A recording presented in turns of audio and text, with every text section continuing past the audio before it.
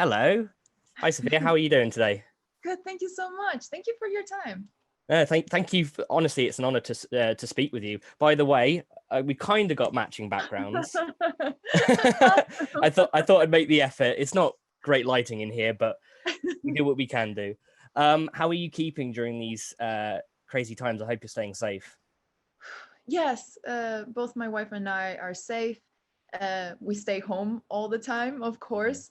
A lot of crazy stuff is happening, not just in the world, but here in the US. So Yeah. it's been, Yeah, it's not just the pandemic, it's everything else. But no, I'm glad you're staying safe. yes, It's yes. always great to see that people are staying strong and Mm, staying positive, which yeah. it's that's what you need to do to get through things. We gotta take Um, care of each other, you know? That's what absolutely. Absolutely. So I've got you for about 10-15 minutes, so I'll jump straight into it. Um, Big congrats on the series. We got a exclusive sneak peek at the first two episodes, and I've really enjoyed what I've seen so far. So big congratulations on that. Thank you. Thank you so much. I'm glad you liked it so far. Brilliant. And for our listeners and readers, because I'm not sure if it's going up on our YouTube channel yet or in written form, but can you give us a brief synopsis of the series for those who might not know what it's about?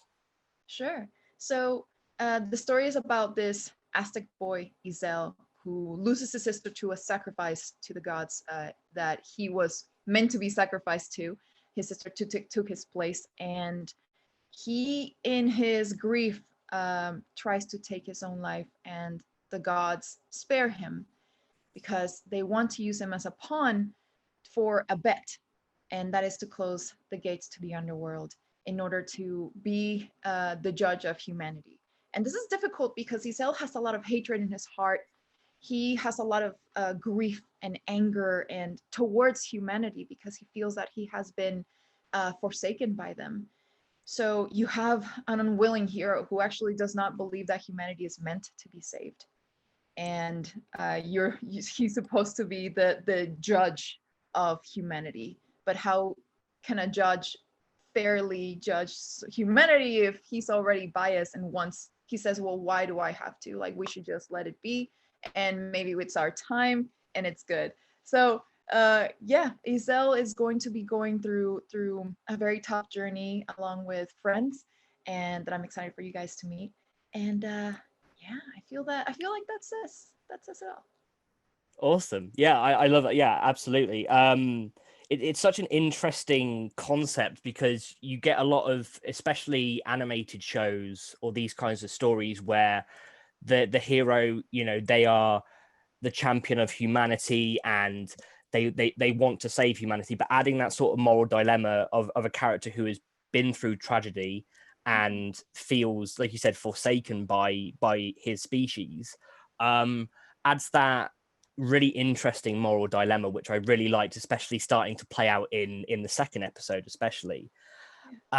So as I said, we've had a sneak peek, which is awesome, and this is the latest in a great line of Crunchyroll originals. You've joined some elite shows, like for example, The God of High School was a Mhm. recent original, which I thoroughly enjoyed.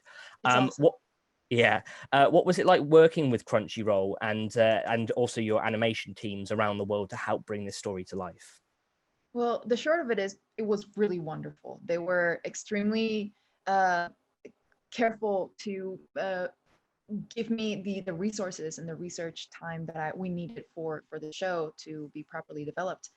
I feel personally very lucky as a showrunner because I had a lot of say in how I wanted the characters and the stories and the story to be. And if I feel like I was asking too much, it's like, I need this book and this other thing, and I need that, and I need this, and they were super cool about it, and more than willing to help reach out for more resources to make this show feel as authentic to the period and the culture as possible cultures. And especially because Mesoamerican Mexico tends to be portrayed in a really bad light, really unfair sometimes, depicted as like this savage people who need to be colonized, and it's really unfair to Mesoamerica, the history of Mesoamerica and the beauty of it, and the people that to this day we still have people from Aztlan, Maya people. I mean, I grew up with in Cancun, Quintana Roo, which is heavily Maya populated. So I have Maya friends, and my grandfather and our heritage. It was just really important for me and for Crunchyroll that we did this as best as we could, and we put a lot of heart into it. Of course, my team was amazing. They really guided me into guiding them. I don't know if that makes sense, but being as a first-time showrunner, you just kind of go, what do I do? What do I say? How do I communicate what my idea is? And then they translate it to the director, they translate it to the board artist, they translate it to, there's so many, it's like playing telephone. And you have to be careful that the idea, that the core of it still stays true to your plans, to the plot, to the characters, to the story. And sometimes there's happy accidents where someone gets an entirely different idea and you're like, that works even better, but yeah, just in general, it was a really amazing, challenging learning experience. Yeah, obviously you mentioned, you were having extensive phone calls with teams all around the world, and of course that is down to the unfortunate nature of the world we live in right now with the pandemic. So, and you said this is your first time as a showrunner, so you had that extra obstacle of dealing with stuff remotely. And I'm a filmmaker myself, so I sort of understand, at least to some degree, some of the challenges that you would have had to overcome for that. So how rewarding is it to sort of see this vision come to life with all of the challenges that you've been through? I don't know. I just feel very lucky that we can still work on it to begin with, period. We live in an era where the internet and technology really facilitates this, our field of work. It's a godsend. It really is. Yes, it really is. And it gives you appreciation to your team, especially when they hold on. And this is all not just a learning experience for me, but for everyone. This is unprecedented. Yeah. So I think one of the challenging parts, it wasn't so much like we had already finished the storyboards, we were getting animation back. So I was done with the pre-production team. The learning experience mainly for Crunchyroll as well was, how are we going to do the edit? Because we usually go into a room with the editor, a note taker, the supervising director, and myself, and we go frame by frame, comparing first take to second take, back and forth. And it's like a press of the button. But in here, I had to had 2-3 windows open of like the 2-3 different takes.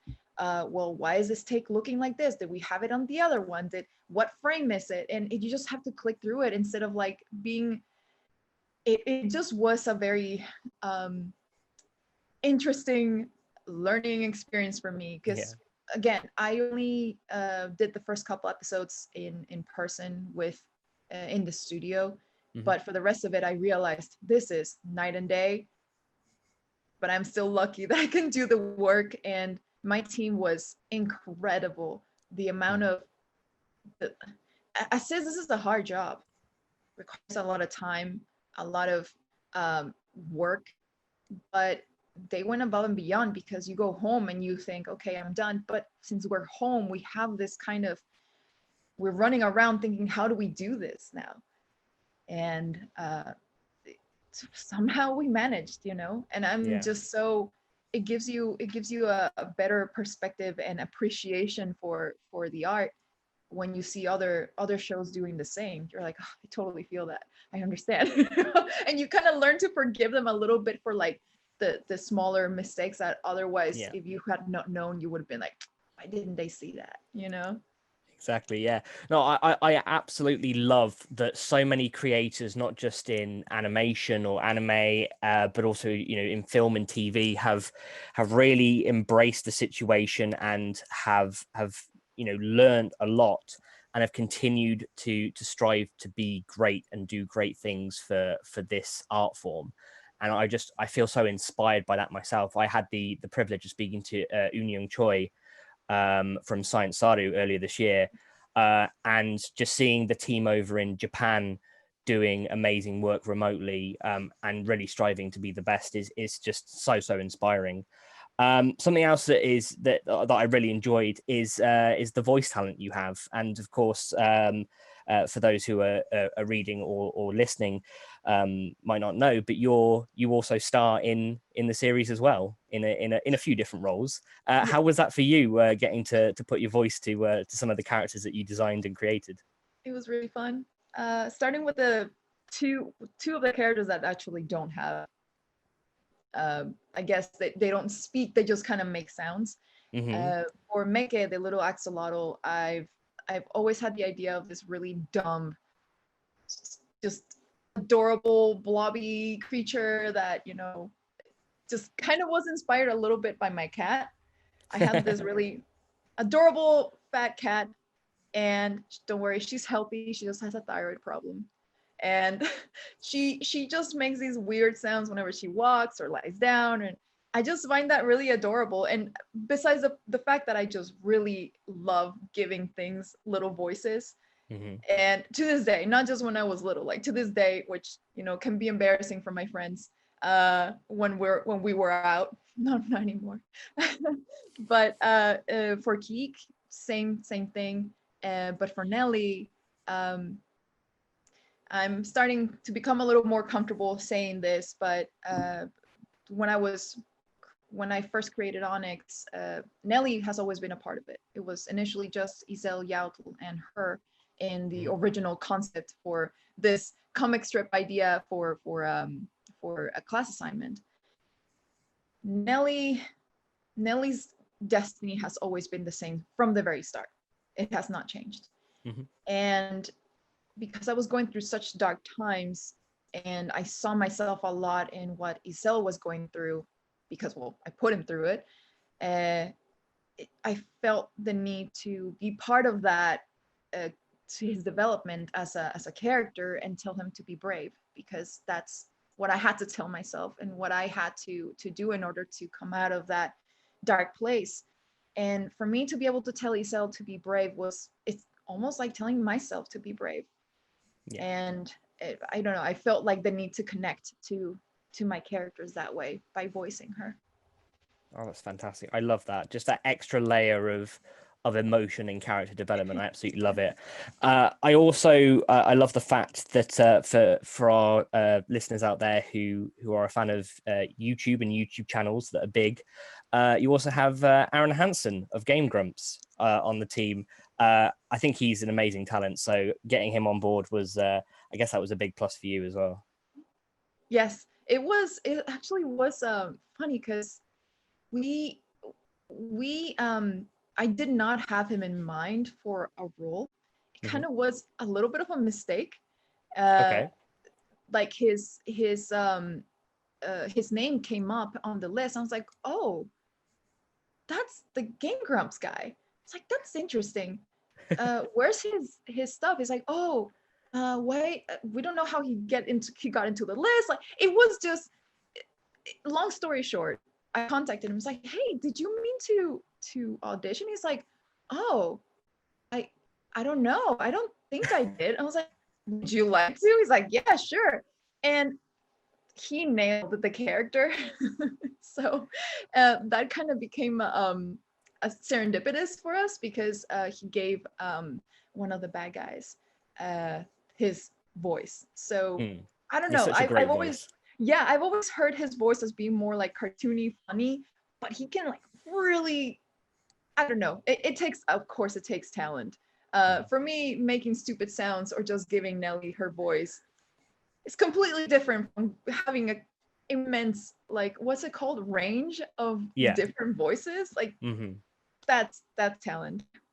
Yeah. Oh, yeah, he's an elite level talent. He really is, and can't wait to see what he does next, especially in this role as the series progresses.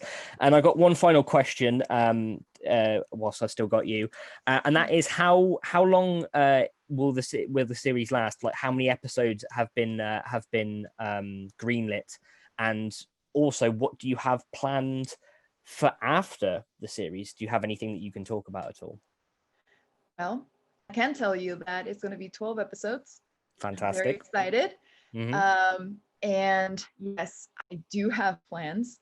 Actually, I have a couple plans, but if you're asking that if I have a second season in mind, yes, I do. And Ooh. do I have a concrete idea? Yes, I do. Do I know how the series ends? Yes, I do. But first and foremost, we'll hopefully you guys watch the first 12 episodes and you like it, and you guys decide whether you want to know more or not, Mhm. and we'll go from there. But yes, I do have plans for Isel and his friends, and the idea was always to have more than just one season.